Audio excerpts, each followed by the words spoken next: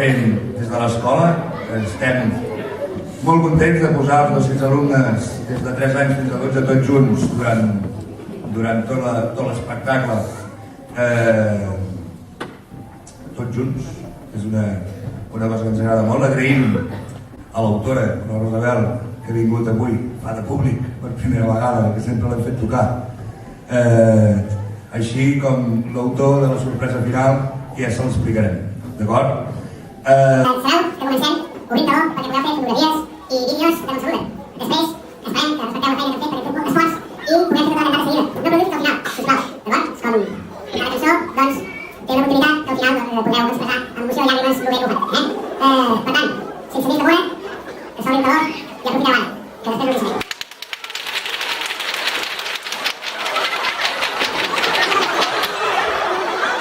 Recordo que segurament, i després ho penjarem al Facebook i a la web.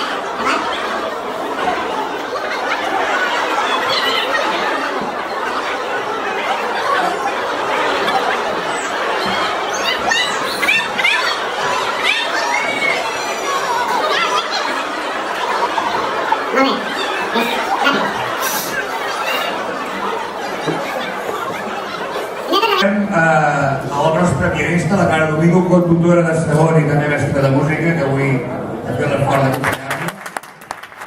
Moltes gràcies. I a una de les culpables de que ja sigui el 5è any que veieu tota aquesta canallada, tots aquests xiquets i xiquetes, l'Ariana Roca, mestra de música de l'escola. En Calvin no sap volar. En Calvin és un estornell. Ell i els seus 3 germans, 4 germanes i 67.432 cosins van néixer sota el ràfec d'un vell estable. Les famílies dels estornells són molt grans.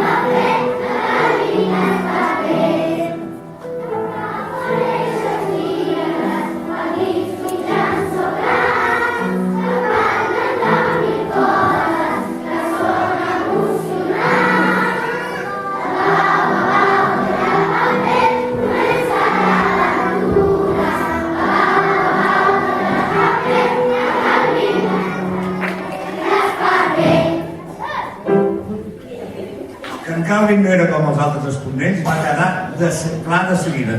Des del primer cop que van caure del niu i van descobrir el món. En Carles va descobrir els cucs. L'Adelina va descobrir l'herba. En Climent va descobrir la brutícia. L'Alberta va descobrir l'aigua. I en Calvin, bé, en Calvin va descobrir un llibre. Mentre els seus cosins caçaven escarbats, formigues, cuques, de tota mena, ell aprenia a llegir lletres, paraules i frases. A la nit, els seus cosins somiaven de caçar insectes a les deixalles.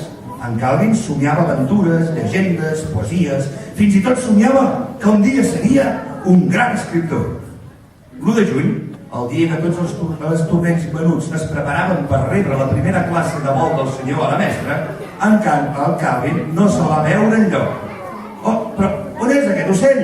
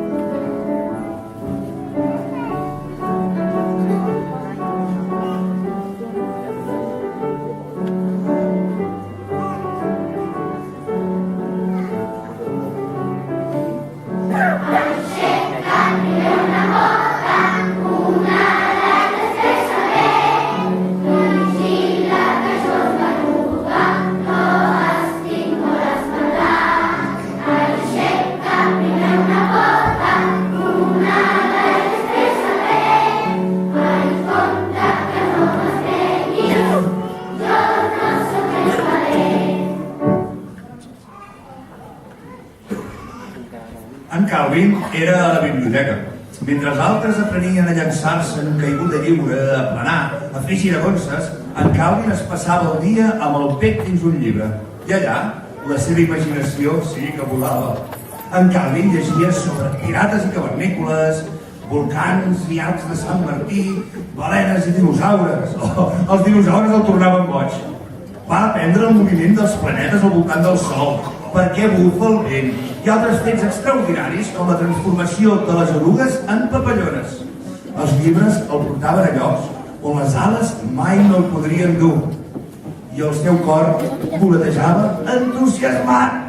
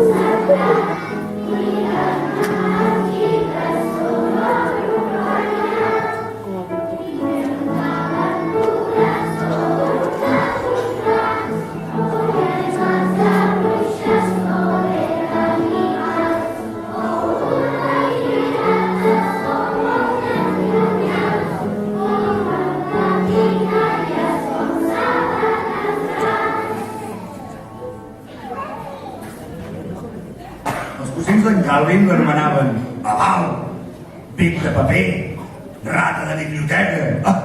Si ets un ocell que et diguin rata és molt mala cosa. En Calvin abatut remugava.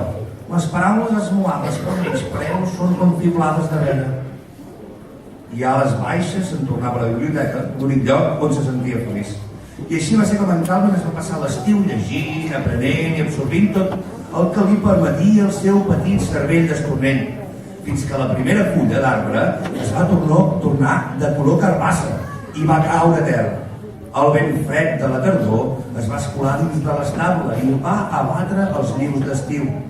Havia arribat el moment de volar cap al sud. Els cosins d'en Calvin el van advertir. Hauries d'aprendre a volar, d'aquí un parell de dies haurem de marxar. En Calvin va respondre, sí, migrar. N'he llegit alguna cosa. La seva germana li va preguntar, però Calvin, no saps volar? I en Calvin va haver d'admetre que no en sabia. Tots els altres estornells es van enlairar en una formació gegant, però en Calvin s'ho va haver de mirar des de terra. Una gran i solitària llàgrima li va rodolar per la galta.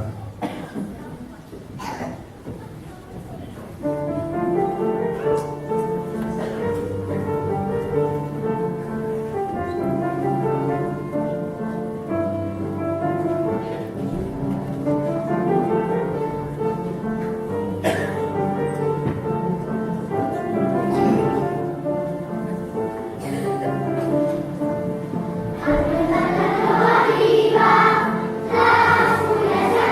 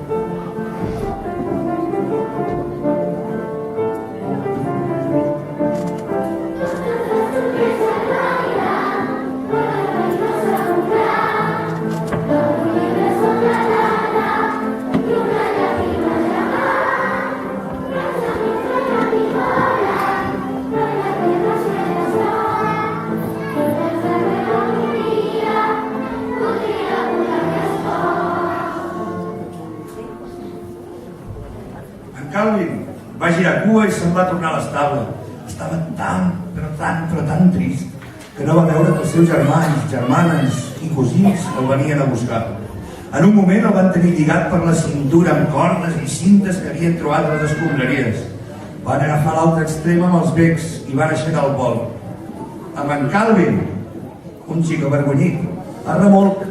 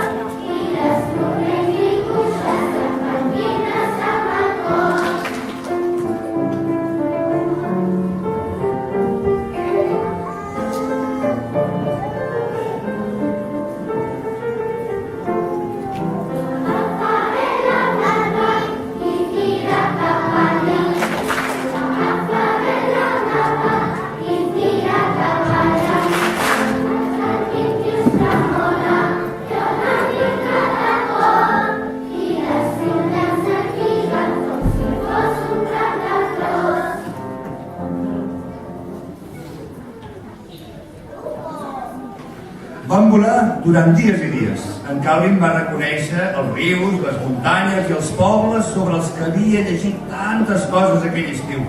Els assenyalava als seus germans, germanes i cosins ben excitat. Per a la resta dels estornells es limitava a batre les ales en direcció sud. Un dia, el vent va començar a bufar amb una força desmesurada.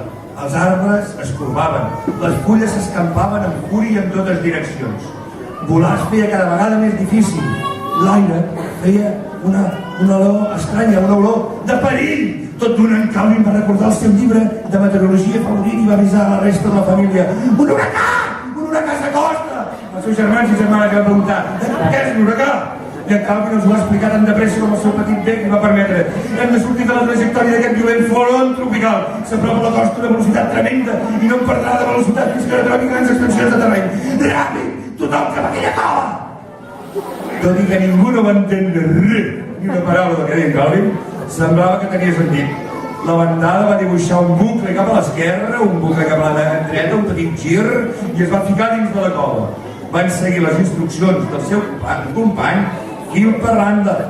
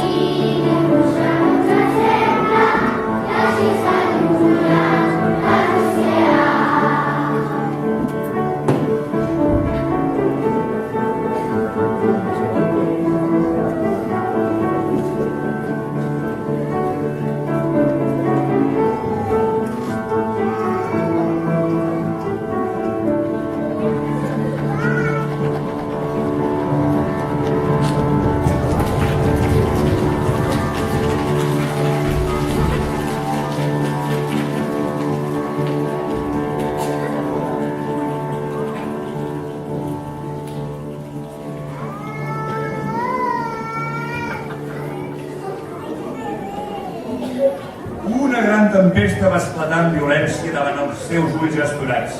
L'huracà retrunyia les muntanyes i rugia, rabiosos els pobles. Tot ho colpejava, tot ho esmigolava amb un rugit continu i dens, exactament com en Calvin havia predit. La gran família d'Estornells s'ho mirava atemorida i esglaiada. Finalment la tempesta va passar. Va sortir el sol i els Estornells van sortir de la cova. Tots estaven salts i estalvis. I tot gràcies a en Calvin.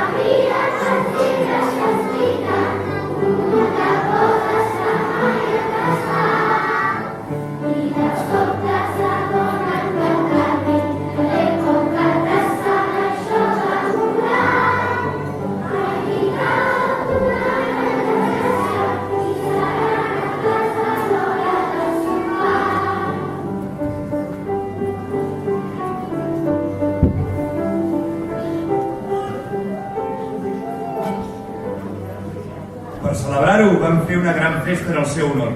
Van menjar cucs grans i sucosos i deliciosos escarbats cruixents. Van ballar i cantar cançons sobre com en Calvin els havia salvat la vida. Van brindar per ell en didals de gla plens a vessar d'aigua fresca i clara de la muntanya. En Calvin estava tan content i se sentia tan satisfet que no podia parar de saltar, de ballar i de batre les ales amunt i avall. Amunt i avall, i amunt i avall, i amunt i avall, i amunt i avall, i amunt i avall, i els altres estornells se miraven sorpresos. Però Calvin, si saps volar! Van exclamar. I en Calvin, l'estornell més feliç del món, va piular. Ui, caram, em sembla que sí que en sé. I plegats van volar cap al sud amb un enorme somriure dibuixat a les seves petites cares d'estornell, especialment a la de cara d'en Calvin.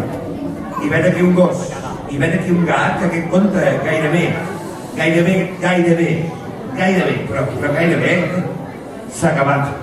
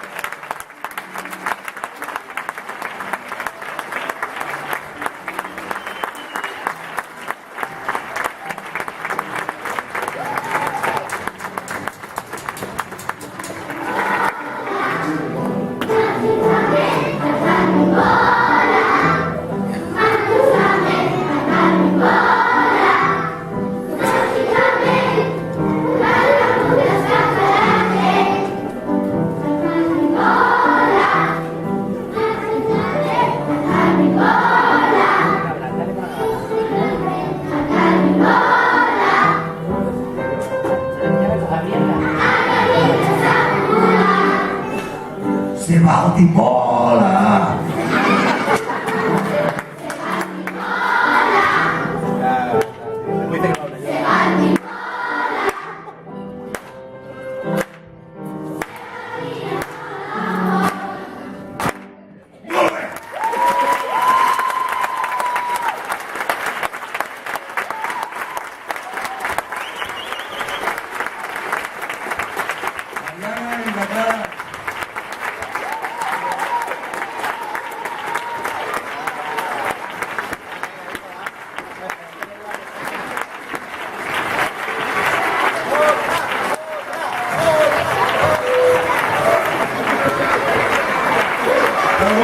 Ja sabeu, això no s'ha acabat.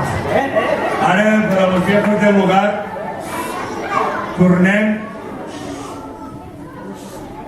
a la coral Bajilles. Ara sí, aquí davant tenim l'Antoni Tolmos, que és l'autor de la música de l'anada que farem ara, que es diu Nadal al teu costat. Us la dedicarem a tots vosaltres perquè passeu unes bones festes i que l'any que ve no tingui res a veure amb aquest, perquè serà super més gran i explosiu i més... La super mega I al seu costat hi ha la Maria Esclor, que els vostres fills us la demanin aquest Nadal que la poseu, serà el que trobareu cantant al vídeo. Gràcies per haver vingut també. I... A veure, Coral Bajilles preparada?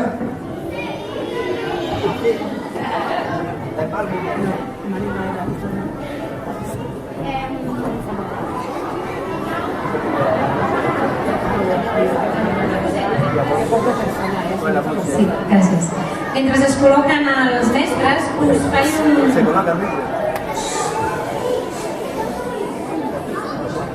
Mentre es col·loquen els mestres.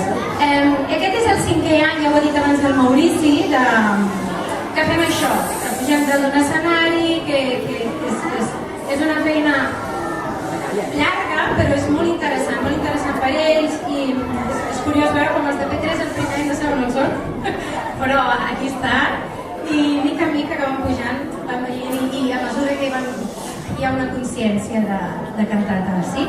I també és el 5è any que els mestres pugen i canten amb ells, no? I és un moment molt màgic per mi, perquè és un moment que estem tota l'escola aquí, no? I això és...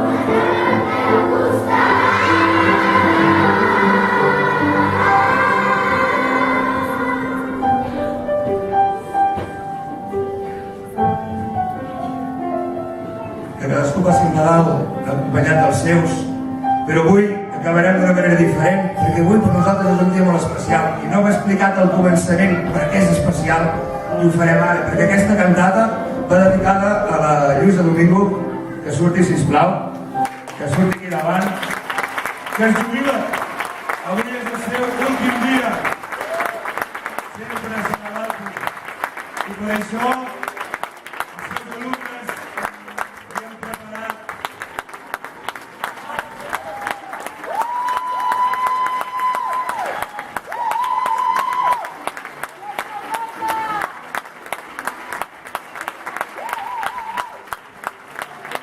i ara sortiran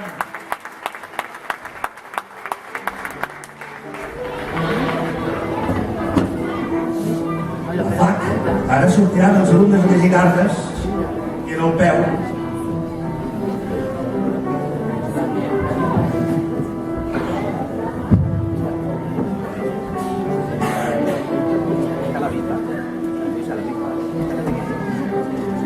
Si no plores, ens enfadem.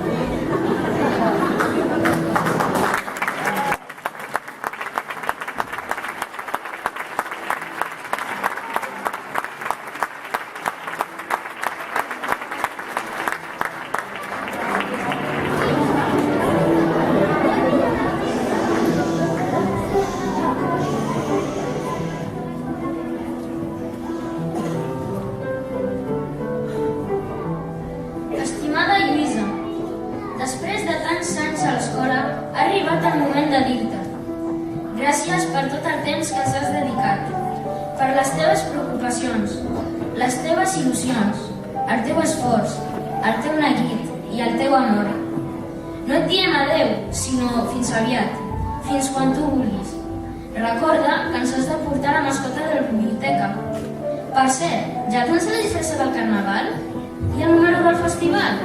Ja tens pensat? Ara et llegirem una carta feta de fragments de les cartes que avui et regalem.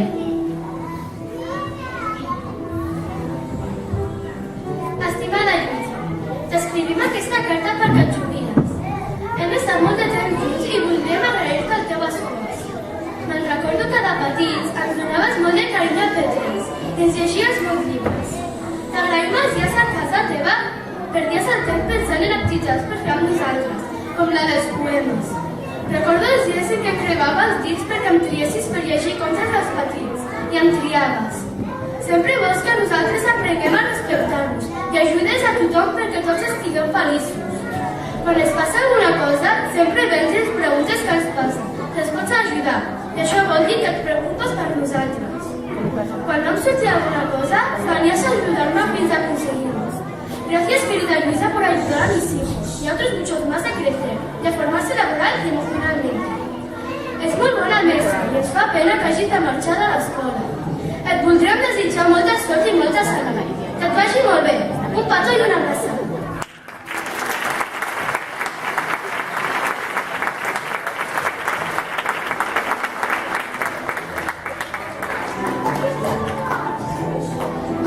De part dels pares i mares, mestres, alumnes i tots els membres de la comunitat educativa. Rep aquest petit present, símbol del nostre agraïment.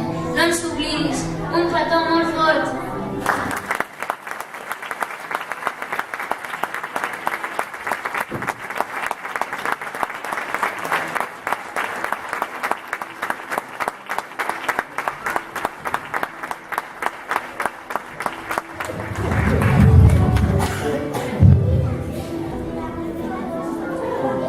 Bueno, puja quan vulguis, que de feina n'hi ha. Moltes gràcies, bon Nadal, millor any i se valti molt amor.